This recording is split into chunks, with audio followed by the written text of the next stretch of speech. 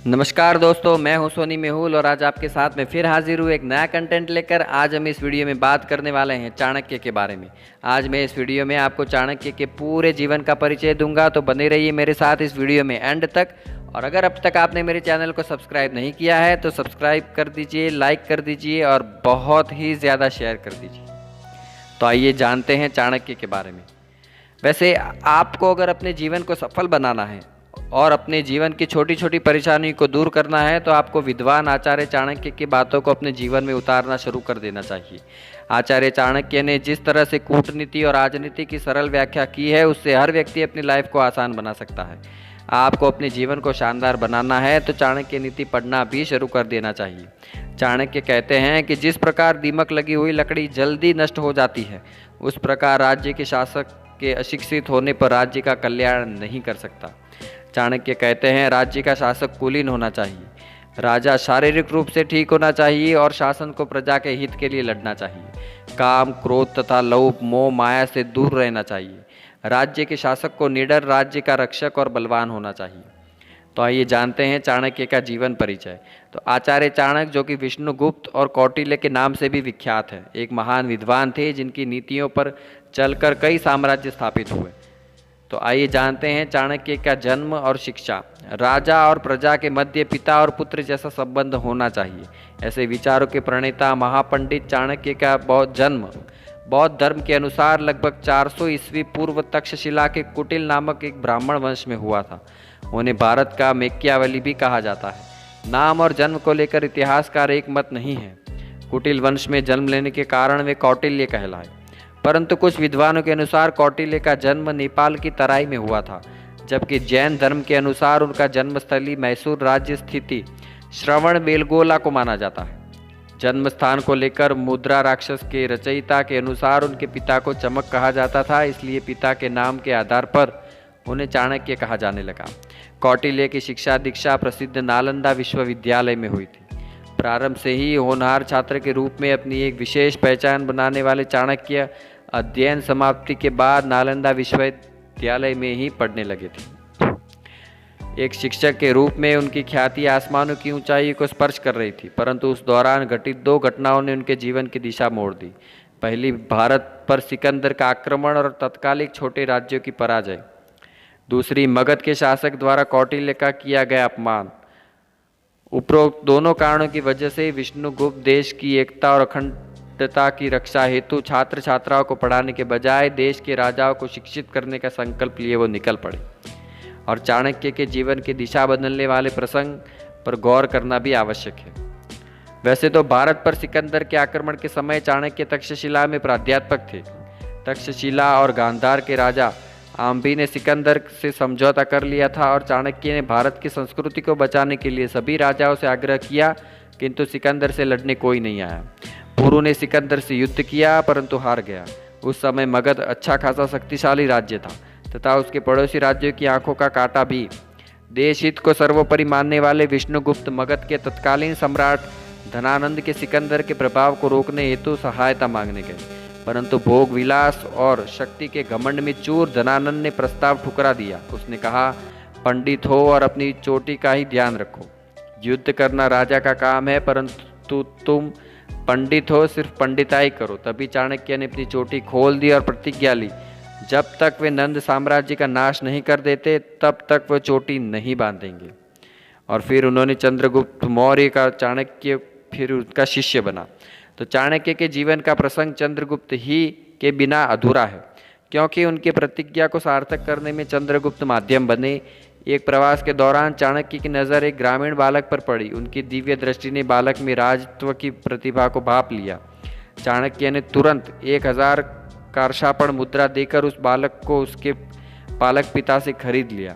उस समय चंद्रगुप्त 8 या 9 वर्ष के बालक थे। चाणक्य ने उसे अप्रभावितिक विषयों पर व्यावहारिक तथा प्राविधिक कलाओं की भी सर्वांगीण शिक्षा दिलाई। माना जाता है कि उस वक्त कुछ ही प्रमुख शासक जातियां थी, जिसमें शाक्य, मौर्य और का प्रभाव सबसे ज़्यादा था। चंद्रगुप्त उसी गण प्रमुख का पुत्र था।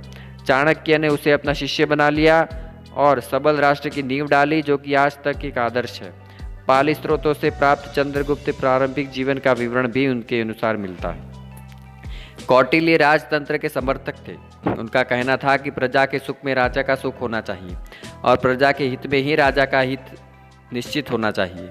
इसके लिए उसे बाल्यकाल से ही शिक्षित किया जाना चाहिए। एक अच्छे शासक बनने की प्रक्रिया मुंडन संस्कार से शुरू हो जानी चाहिए। सर्वप्रथम वर्णमाला और अंकमाल का अभ्यास कराना चाहिए और उपनयन के बाद नई आविंशिकी वार्ता और दंड नीति का ज्ञान कराया जाना चाहिए। कौटिल्य ने अपनी इसी नीति से चंद्रगुप्त मौर्य को बाल्यकाल से ही एक श्रेष्ठ शासक के रूप में शिक्षित किया और चाणक्य की शिक्षा से पारंगत होकर चंद्रगुप्त ने सिकंदर को पराजित नहीं किया, बल्कि अपने कार्य कौशल तथा बौद्धिक कौशल से एक श्रेष्ठ शासक के रूप में इतिहास के पन्नों में अमर हो गया। चाणक्य का कहना है कि जिस प्रकार धुन लगी हुई लकड़ी शीघ्र नष्ट हो जाती है, उसी प्रकार राजकुल के राजकुमार शिक्षित नहीं होते।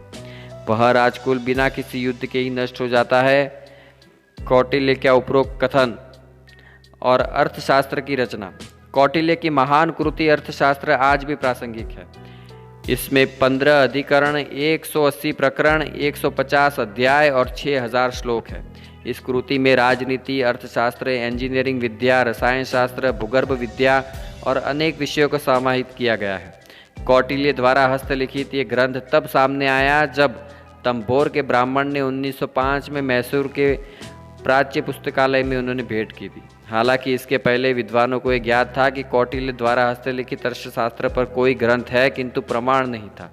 कौटिल्य द्वारा हस्तलिखित अर्थशास्त्र पर आधारित ये ग्रंथ राजनैतिक ग्रंथ है। इसमें सभी राजनैतिक विचारों को समाहित किया गया है। कौटिल्य ने राज्य की अवधारणा को प्रतिपादित किया है, परंतु ये कहना कठिन है कि उस समय राज्य का विचार क्यों हुआ। संभवतः कौटिल्य के अध्ययन कार्य को छोड़कर इस व्यवस्था में आने का कारण ही राज्य की उत्पत्ति का कारण होगा। चाणक्य के अनुसार उनके राज्य के 7 अंग। चाणक्य ने अपने पूर्ववर्ती विद्वानों मनु, भीष्म और शुक्र की राज्य कल्पना को प्रतिपादित करते हुए राज्य को 7 अंकों में विभक्त किया है। पहला स्वामी। स्वामी यानी राजा जिसके चारों ओर शक्तियाँ घूमती हैं। कौटिल्य के अनुसार अमात्य का अर्थ मंत्री और प्रशासनिक अधिकारी दोनों से है। अमात्य। अमात्य राजा का दूसरा महत्वपूर्ण अंग है। अमात्य की महत्ता को बताते हुए कौटिल्य कहते हैं कि एक पहिए की गाड़ी की भांति राजकाज भी बिना सहायता से नहीं चलाया जा सकता। इसलिए राज्य के हित में सुयोग्य अमात्यों की नियुक्ति करके उनसे परामर्श का पालन होना चाहिए। फिर है जनपद।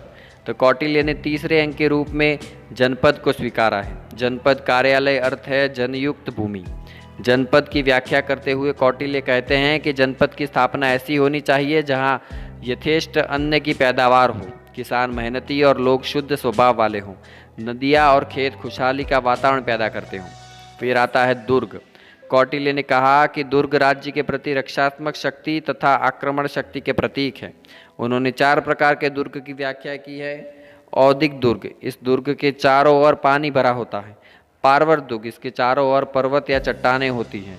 धानवत दुर्ग, इसके चारों ओर ऊसर भूमि होती है जहाँ न जल न घास होती है। तथा वन दुर्ग, इनके चारों ओर वन एवं दलदल पाए जाते हैं। फिर आता है कोश। तो राज्य के संचालन में और दूसरे देश से युद्ध तथा प्राकृतिक आपदाओं से बाहर निकलने के लिए कोश की आवश्यकता होती है। कौटिल्य ने इसकी महत्ता को स्वीकारते हुए कहा कि धर्म, अर्थ और काम, इन तीनों में से अर्थ सबसे ज़्यादा महत्वपूर्ण है, या यूँ कहा जाए कि अर्थ दोनों का आधार स्तंभ है। फिर आता है दंड। तो कौटिल्य के अनुसार दंड का आसन सेना से है। सेना राज्य की सुरक्षा का प्रतीक है। फिर आता है मित्र। कौटिल्य के अनुसार राज्य के प्रगति मित्र भी आवश्यक है। कौटिल्य कहते हैं कि मित्र ऐसा होना चाहिए जो वंश परंपरागत हो, उत्साह आदि शक्तियों से युक्त और समय पर सहायता कर सके। अब आइए जानते हैं श्रीमद् भागवत में चाणक्य का उल्लेख। आचार्य चाणक्य और चंद्रगुप्त मौर्य के नाम का उल्लेख श्रीमद् भागवत में भी किया गया है। श्रीमद् भागवत के द्वादश स्कंद के में कलयुग के राजाओं का वर्णन किया गया है। इस वर्णन में बताया गया है कि चाणक्य और चंद्रगुप्त द्वारा नंद वंश का नाश किया जाएगा। ऐसा माना जाता है कि श्रीमद् भागवत हजारों वर्ष पहले वेदव्यास द्वारा रची गई है, जबकि कई इतिहासकारों द्वारा आचार्य चाणक्य और चंद्रगुप्त का इतिहास लगभग 350 ईसा पूर्व का बताया गया है। श्रीमद् भागवत में उल्लेख मिलता है कि कलयुग में महापद्म नामक राजा का पृथ्वी पर साम्राज्य होगा। इस राजा के शासन का उल्लंघन कोई नहीं कर पाएगा। कोई नहीं कर सकेगा और इस वंश की क्रूरता का नाश कौटिल्य, वात्स्यायन तथा चाणक्य नाम से प्रसिद्ध एक ब्राह्मण द्वारा किया जाएगा। और नंद वंश के नाश के बाद चाणक्य द्वारा चंद्रगुप्त मौर्य को शासक बनाया जाएगा और मौर्य वंश का शासन 137 वर्षों तक रहेगा।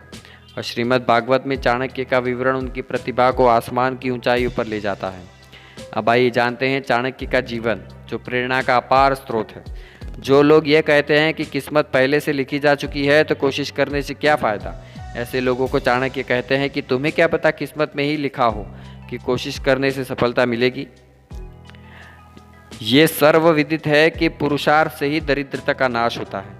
शिक्षक के रूप में संपूर्ण जीवन व्यतीत करके उन्होंने समाज को शिक्षा दी कि एक शिक्षित इंसान हर जगह सम्मान पाता है और शिक्षा सुंदरता को भी पराजित कर सकती है। चाणक्य का संपूर्ण जीवन ये सिद्ध करता है कि व्यक्ति अपने गुणों से ऊपर उठता है, ऊंचे स्थान पर बैठने से नहीं। चंद्रगुप्त मौर्य के माध्यम से सुदृढ़ केंद्रीय शासन की स्थापना करके एक श्रेष्ठ राज्य का उदाहरण प्रस्तुत करने वाले चाणक्य की शिक्षाएं आज भी समाज और देश के लिए प्रासंगिक है। कौटिल्य ने अपनी अमूल्य रचना अर्थशास्त्र में कहा है कि कर ऐसा होना चाहिए कि व्यापार और उद्यम पर अंकुश न लगे, वाणिज्य में सुगमता हो और कर 2 बार न लगे। कौटिल्य ने चेतावनी दी थी कि यदि इन सिद्धांतों का पालन नहीं होगा तो व्यापारी दूसरे राज्य में चले जाएंगे। अब आइए जानते हैं चाणक्य की मृत्यु के बारे में। तो चाणक्य की मृत्यु के बारे में कोई ठोस प्रमाण नहीं मिलने के कारण इतिहासकार इसे लेकर एक मत नहीं है। माना जाता है कि उनकी मृत्यु 300 ईसा पूर्व के आसपास हुई थी। कुछ लोगों का मानना है कि उन्होंने अन्न जल त्याग दिया था। कुछ लोग किसी षड्यंत्र द्वारा उनकी हत्या की बात भी करते हैं। तो दोस्तों, आज हमने इस वीडियो में बात की चाणक्य के बारे में। तो मुझे उम्मीद है आपको वीडियो बहुत पसंद आया होगा। तो पसंद आया है तो लाइक करें, सब्सक्राइब करें और शेयर करें। तो मिलते हैं अगले नए कंटेंट के साथ। तब तक के लिए धन्यवाद।